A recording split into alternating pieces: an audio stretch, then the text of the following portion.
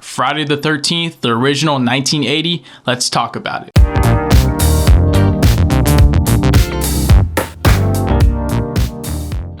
Welcome back, you beautiful people. My name is Zoe Crawford. I do everything movie related on this channel, so if you like movies, consider hitting that subscribe button, and it would mean the world to me. I would really appreciate it. Now that the intro's out of the way, let's get to the review. Let's talk about the original 1980 Friday the 13th. Riding on the coattails of the success of John Carpenter's Halloween in 1978, another independent film named Friday the 13th caught the world by surprise in 1980, making the slasher genre a household name. This low-budget and amateur film had no business being as financially successful as it was at the time. Friday the 13th made $59.8 million on a $550,000 budget. Friday the 13th follows this group of young adults being counselors at Camp Crystal Lake, where it's constantly being shut down and reopened because people keep getting murdered there. As these counselors prepare the campgrounds for summer, they're slowly being killed off one by one in a whodunit murder mystery scenario. It's a pretty generic, bare bones plot if you ask me. I've always been a huge fan of Friday the 13th ever since I was a little kid. I remember back in like 2006, it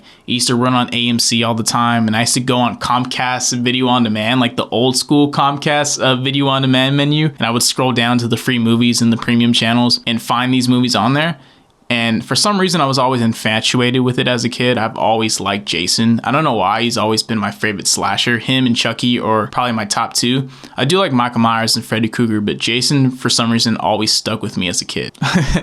Aw man, thinking about that old Comcast Video On Demand menu makes me so nostalgic. I miss that menu so much. This movie franchise is very unique in the way that the original movie isn't as good as the sequels that came after it. For a movie that's about a killer taking out horny teens in a summer camp, or in one case Manhattan, get the fuck out of here, Part 8. That's a review for another time. I can name at least 3 other Friday the 13th movies that do it better than this one. Not to say that this movie is bad in any way, I think it's in fact very groundbreaking. It created a lot of horror movie tropes and stereotypes that you still see in horror movies today. There's just other movies in this franchise that I rather watch than this one. That leads us to the positives in this movie. Let's talk about the makeup effects. For me, that's the main thing that stood out during this movie when I rewatched it again yesterday. The makeup still holds up over 40 years later. Tom Savini did an amazing job with the makeup effects in this movie. With the neck slits, Kevin Bacon getting stabbed through the bed, it's fucking awesome. In addition, I really loved how this movie is shot. It has that raw B-movie feel with a lot of handheld POV shots that are very creative, with shots that linger on with very little cuts. In particular, there's a shot with our final girl Alice while she's making coffee, and it's a really intense scene because it captures how nervous and anxious she is. I found myself holding my breath throughout that whole scene and made me anxious with her. And of course, the music is so cool. I think Harry Manfredini did an amazing job with the score on this one.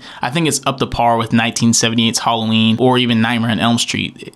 It's in that upper echelon of horror movie scores. And of course, you have the famous ki ki ki ma ma ma, which is actually supposed to mean kill ma, but most people get it confused with ki ki ki ma ma ma, which, I mean, it does sound like that. I can see why people get confused. It doesn't sound like kill ma, so I don't know. As groundbreaking as this movie is, it does have a lot of flaws, particularly in the script and the story. A majority of the screen time in this flick is counselors walking around talking, waiting to be killed. They're just playing strip Monopoly or swimming in the lake, doing really nonsense. It all just feels like filler to pad out the feature-length runtime. It's all pointless scenes that don't propel the plot forward in any way. Now, I don't really mind scenes that are pointless and don't propel the plot forward if they're interesting and they have some interesting character dialogue or some character development. Look at Quentin Tarantino, for example. A lot of scenes in this movie, especially Pulp Fiction and The Hateful Eight, are full of nonsense scenes that have nothing to do with the story, but at least they're interesting and they give me an idea of who or what the character was all about. English, motherfucker, do you speak it? But not here in this film. A lot of the characters aren't developed properly at all. There is very little to no backstory with anyone. I couldn't even tell you who the main character is. I guess by default it's Alice, who's the last girl standing, but even by the time she's the last survivor, I don't even care if she lives or dies, because I don't know anything about her at all.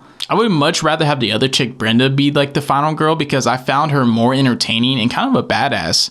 Alice is kind of a pussy, to be honest. But I know there's gonna be a lot of people defending these underdeveloped characters, saying, oh, they're just victims in a horror movie, they're not meant to be developed, they're dead meat anyway, so there's no reason to really write all these interesting character arcs and development for characters that are just gonna die. You could look at it that way, but the way I see it is that they were trying to capitalize on the success of 1978's Halloween, and they're trying to make a story and a script and a movie as quick as possible so they can go out and get that money. Which makes sense from a studio standpoint. I mean, the horror genre was a very new thing at the time, and if you don't ride the wave, you're going to be stuck there with a movie that is outdated and no one's going to want to watch it, and you're not going to make any money. So it makes a lot of sense. Now I'm going to talk about the biggest, not so much a spoiler anymore because the movie came out 40 years ago, and that's the fact that Pamela Voorhees is in fact the killer.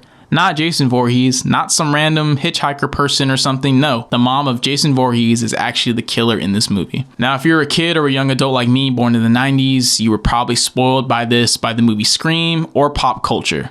Thanks, Billy Loomis. Name the killer in Friday the 13th. Jason! Jason! I'm sorry, that's the wrong answer. I did enjoy this twist at the end. I think Pamela Voorhees has a pretty solid motivation as to why she's picking off these counselors.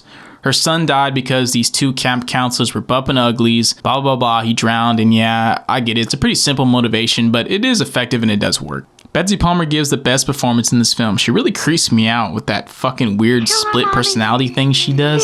Now, the only thing I don't buy in this movie is that this sweet old lady with this nice baby blue knit sweater is out here killing grown-ass men. I mean, she looks like she should be in an Activia commercial. She doesn't look like she should be out here cutting people's fucking necks off. Also, I don't like how she just comes literally out of nowhere during the last 15 minutes of the film. It feels way too abrupt. They should have found a way to write her into the story somehow, maybe make her a groundskeeper or continue the storyline of her being a cook at the camp. I don't know, but this feels way too random that she just comes out of here and says, oop, I'm the killer. You know, this feels way too lazy and abrupt. With all that said, I really enjoyed Friday the 13th. I think it does have some flaws with some writing issues and some pacing issues, but overall I think it's a really good scary movie that if you like horror films, you should definitely check out. And it kicked off one of the greatest horror characters of all time in Jason Voorhees. So you gotta respect what it's done for the horror genre. I think it's a really awesome flick that everyone should go see. That's gonna be it for this video, guys. I had a great time making this one. I'm gonna be reviewing every single Friday the 13th movie that's been in theaters.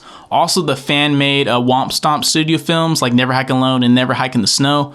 One came out yesterday on the 13th, so look out for that review. I had a great time with this one, and I will see you beautiful people in the next video. Peace.